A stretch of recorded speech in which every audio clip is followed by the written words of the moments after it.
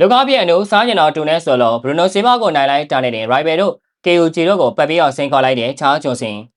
ဘယ်မှာမဲမလားဗျာကြော်ကြော်မမေ sport channel ကနေအားလုံးကိုပြန်လဲကြိုလိုက်ပါတယ်မိုက်ခရိုဖုန်းကိုကန်လိုက်ရင်မိုဟာမက်အလီဝင်စားသလိုအားလုံးတွေကြီးတဲ့ချားကျွန်းစင်တယောက်ဘရူနိုဆီဘာနဲ့ပွဲပြီးမှာတော့သူ့ရဲ့အဆက်ကွဲလို့နေပါအခြေအနေကိုဖုံးကွယ်ဖို့အကြီးကျယ်ကြိုးစားနေရပါပြီအလဲထိုးမယ်လို့ကြွေးကြော်ထားပေမဲ့တတိယအချိန်မှာတက်လုံပြပြီးသူကိုယ်တိုင်အလဲထိုးခံရမလို့ဖြစ်သွားခဲ့တာပါဒီကောင်ချင်းကွာချောင်းလုံးတော့အမှတ်နဲ့ကန်စားသွားနိုင်ခဲ့ပေမဲ့ဒီလိုတက်လုံမျိုးနဲ့ Van တို့ Brandon Rival တို့ကိုစိန်ခေါ်နေတာကတော့ကို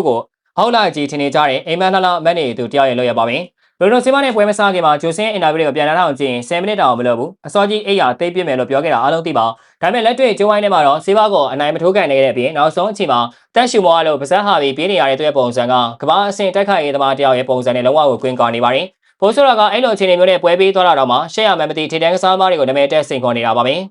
ဂျိုဆင်ရဲ့ဒီပွဲကစားဟန်ကဘာနဲ့တူတယ်လဲဆိုတော့စားတော့ဆိုင်မှာတကောင်လုံးကင်ထားတဲ့ကြက်ကိုအကောင်စားပြမယ်လို့ကြွားလာပြီးတကယ်တမ်းကျတော့ကြက်ပေါင်တစ်ဖက်ကိုတော့မနေကိုက်နေရသူနဲ့ချွတ်ဆွတ်တူနေပါတယ်ချားကျွန်းစင်ဆိုတာက flyweight တက်မှာအရန်ပေါင်းရောလက်တက်မှာတော်လေးတာစီရတဲ့သူပါဘရူနိုဆီဘာလိုလူကောင်သေးတဲ့သူကိုလွယ်တကူလည်းထိုးထားနိုင်ရမယ်အစားသူ့ရဲ့ခန္ဓာကိုယ်ချိုးစားကိုတော်မင်ဝေးကနေထောက်ကအမှတ်ယူကစားသွားခဲ့တာပါဒါအเจ้าမှာတန်းကျောင်းသားကလေလန်းကျောင်းသားကိုနိုင်ပြီးငါကကမ္ဘာအတန်မှာဇုံးမဲလို့ကြွေးကြော်နေတယ်လို့ဖြစ်နေပါတယ်ပထမနှစ်ချိန်မှာအမှတ်တာထားပေမဲ့တတိယအချိန်ရောက်တော့ဂျိုဆင်ရဲ့တက်လုံးကဘက်ထရီကျနေတဲ့တရုတ်ဖုန်းလိုပါပဲရုတ်တရက်ကြီးထိုးကျသွားပါတယ်ဆေးဘာကအဲ့ချိန်မှာဖီထိုးတဲ့အခါဂျိုဆင်တယောက်ရန်နေဖြစ်ပြီးသူပဲအလဲထိုးခံရတော့မလို့အခြေအနေကိုရောက်သွားခဲ့ရပါတယ်ဒါကိုများအလဲထိုးမဲ့သူလို့ကိုတတ်မှတ်ပြောဆိုနေသေးတာကတော့တော်လေးကိုမျက်နှာပြောင်တိုင်လုံးရကြပါတယ်ဂျိုဆင်ရဲ့အရာဆုံးနောက်တစ်ခုကတော့ဗန်နဲ့ပြန်ထိုးချင်တယ်လို့ထုတ်ပြောလာတာပါပဲသူကဗန်ကိုအရင်ကတစ်ချိန်အနိုင်ယူတာကိုကြောင်းပြုတ်ပြီးသူကသူအစင်းမြင့်နေပြီလို့ထင်နေပုံရပါတယ်ဒါဘာနဲ့တူလဲဆိုတော့လမ်းမေးမှာနှလုံးထီ1000မိုးတစ်ခါပေါက်ဖူးတာနဲ့အလုပ်ထပ်ပြီးတရေကြီးလို့ဆန်စားတော့မယ်လို့ကြွေးကြော်နေတဲ့သူနဲ့တူနေပါတယ်အခုမှအသက်22နှစ်ပဲရှိသေးတဲ့ပွဲစဉ်တိုင်းလို့တိတိကျကျတိုးတက်နေတဲ့ကစားသမားကတော့ဗန်ပါ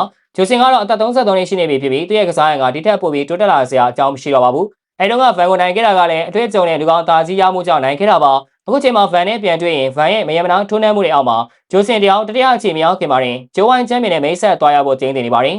တခါနိုင်မှုတိုင်းတစ်သက်လုံးနိုင်မယ်ထင်နေတာကသူ့ရဲ့ညံရည်ဘလောက်နေတယ်လဲဆိုတာကိုပြသနေတာပါပဲဂျိုဆင်ရဲ့အင်တာဗျူးမှာအစိုးအဆုံးပိုင်းကတော့ Brandon Rival ဒါမှမဟုတ် KUG တို့နဲ့ကစားပြီးချန်ပီယံခမက်လူကျင်တယ်လို့ပြောသွားတာပါပဲဒီစကားကိုကြားလိုက်တဲ့အချိန်မှာ MMA ပရိသတ်တွေအားလုံးရီလိုက်ရတာမျက်ရည်တောင်ထွက်ပါတယ်ဂျိုဆင်ရဲ့ဒီစိန်ခေါ်မှုကစပိန်တော်ဖျောင်းအောင်မစည်းတက်သေးတဲ့သူက Formula 1ပြိုင်ကားမောင်းချန်ပီယံ Lewis Hamilton ကိုကားပြိုင်ပေါင်းကိုစိန်ခေါ်လိုက်တယ်လို့ပါပဲ Rival ဆိုတာက flyweight တန်းမှာတက်လုံပြင်းလို့တောင်တင်စားရတဲ့သူပါ9ချီလုံးမနာရန်ပြေးတော့ခုံပေါင်းပြီးကစားနိုင်စွမ်းရှိပါတယ်ဂျွန်ဆင်ကဘရူနိုဆီဘာလုံစားမမျိုးနဲ့3ချီကစားတော်မှာအောက်ဆီဂျင်ပြတ်နေရင် Rival နဲ့သာတွေ့လို့ရှိရင်ပထမအချီပြီးကလေးကရေးပေါ်လူနာတင်ရင်ခေါ်ထားရပါလိမ့်မယ်အနည်းချုပ်အပြင်ပြောမယ်ဆိုရင်တော့ချားဂျွန်ဆင်ကနိုင်ပွဲဆက်နေတယ်ဆိုပေမဲ့တကယ်ထိပ်တန်း top 5အဆင့်ကိုတက်လှမ်းဖို့အတွက်လိုအပ်တဲ့အရေးချင်းတွေအထူးသဖြင့်တက်လုံနဲ့ပွဲသိမ်းနိုင်စွမ်းလုံးဝမရှိသေးပါဘူးဗဇက်ကနေအတန်ကြဲကြဲ online ချန်ပီယံဖြစ်မလာပါဘူးလူကောင်သားစီးနဲ့အမှတ်ယူပြီးနိုင်တာကို